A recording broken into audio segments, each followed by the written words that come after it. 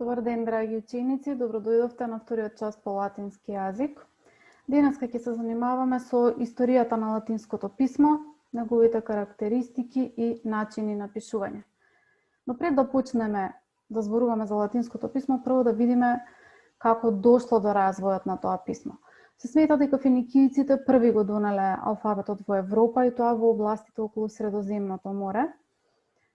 Исто така се смета дека финикиското писмо се развило од протосинајското, односно протоханаанското писмо околу 15-тиот век пред новата ера, а било инспирирано од египетските хиероглифи. Кога ќе кажеме протосинајско или протоханаанско писмо, сакаме да кажеме дека тоа е писмо што се развило во областа Синај во Египет или во областа Ханаан на Блиски Исток.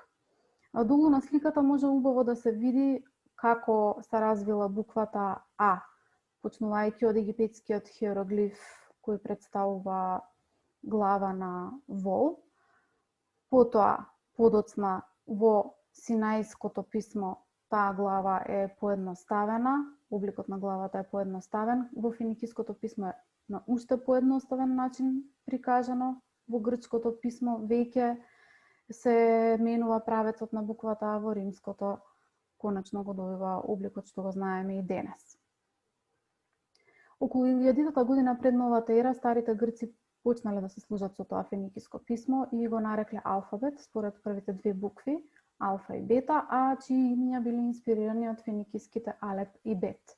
Десно можете да го видите грчкото писмо, кое е исто со тоа што се користи и денес во Грција, само што некои букви се читаат поразлично. Римјаните, односно латините, веќе во 8, односно 7 век пред новата ера почнале да се служат со грчкиот алфабет, за кој се мисли дека го преземале или преку етрурците, или директно од старите грци. Подоцна римјаните им дале своји имиња на буквите, кои што биле сосема поразлични од грчките. Дури во средниот век римскиот алфабет се нарекува абецедариум, односно абецеда според првите 4 букви А, Б, С и Д. Најстарите пронајдени латински надписи кои што сведочат за почетните облици на латинското писмо се црниот камен или лапис нигер и праенестинската фибула, односно фибула праенестина, кои датираат од 7-тиот, односно 6-тиот век пред новата ера.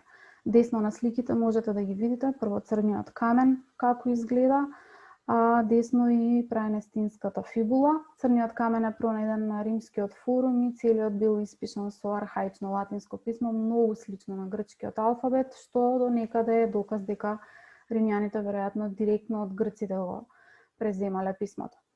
Праенестинската фибула, како што гледате, представува златен брош кој го добил името по местото каде е пронајден, Праенесте. Денес тоа место се вика Палестрина и се наоѓа во областа Лацио во Италија. На брошот е напишано кој го изработил и кому му е посветен, исто така на еден архаичен латински јазик. Што се однесува до карактеристиките на латинското писмо или скриптура латина, може да се каже дека е фонетско, односно гласовно писмо, што значи дека секоја буква представува знак за посебен глас. Во класичниот период латинското писмо се состоело од 23 букви, а подоцна од вкупно 24 букви. Подолу буквите што се прикажани веќе ги знаете. Тука се 24 на број. Римјаните ги читале А, Б, К, Д, Е, Ф, Г, Х, И, К, Л, М, Н, О, П, Q, Р, С, Т, У, В, X, Y, Z. До 1 век пред нова ера, латинското писмо се состоело од 21 буква, значи немало од секогаш 23 букви. Зошто било тоа така? Значи, во постаро време буквата С се читала и како К и како Г, поточно ги заменувала тие два гласа. Например, во зборот корона, што значи круна, во машките имиња Гајус и Гнајус, гледате на едно место се чита како К, на друго како Г. Дури подоцна е воведена буквата Г заради разликување на овие два гласа. Во првиот век пред новата ера се воведени буквите И, грајка и зета поради полесно пишување на грчките имиња, како на пример зона, зона значи појас, пирамис, што значи пирамида, Бизантиум или Бизантиум. Буквата В многу долго време се читала и како В, односно и како В и како У, што може да се види од примерите. Првиот пример се чита Ува, вториот Јулиус, третиот Аугустус. Многу подоцна е воведена и буквата У поради истите причини како и буквата Г, за да се разликуваат гласовите У и В. Римјаните долго време пишувале исклучиво со големи букви, кои што ги нарекувале литера е мајускула е, а таквото пишување се нарекува скриптура капиталис, односно пишување исклучиво со големи букви. Најчесто ваквиот начин на пишување бил условен од материјалот на кој се пишувало, камен, бронза или восочни таблички, односно исклучиво додека пишувале на цврсти материјали, било полесно да се пишува само со големи букви. На сликите десно можете да видите еден латински натпис, римски натпис на камен изражан, а долу десно пример за восочна табличка. Восочните таблички обично биле изработени од дрвени плочи кои што биле поврзани со кожа, а врз плочите имало тенок слој од восок врз кој се пишувало со специјална пишувалка. Долг период исто така римјаните пишувале споено и без употреба на интерпункцијски знаци. И ваквото пишување се нарекува скриптура континуа, што буквално би значило слеано, односно споено пишување.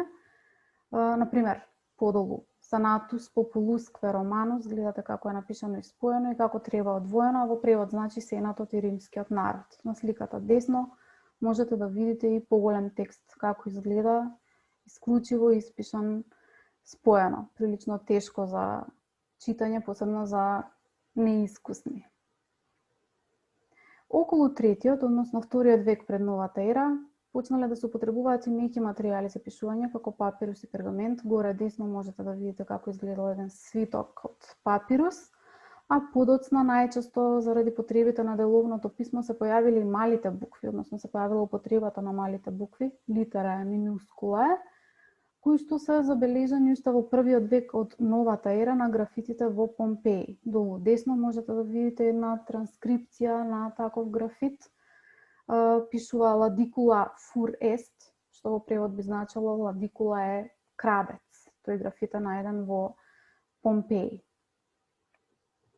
Тоа би било се во кратки црти за латинското писмо. Ваша задача е да одговорите на следниве прашања кои што се поврзани со лекцијата, значи кој народ го донел првото писмо во Европа, од кого латините го преземале писмото, каков вид писмо е латинското писмо, од колку букви се состоела абецедата, на какви материјали пишувале римјаните, како се нарекува пишувањето само со големи букви, кога почнале да се употребуваат малите букви и што значи поимот скриптура континуа.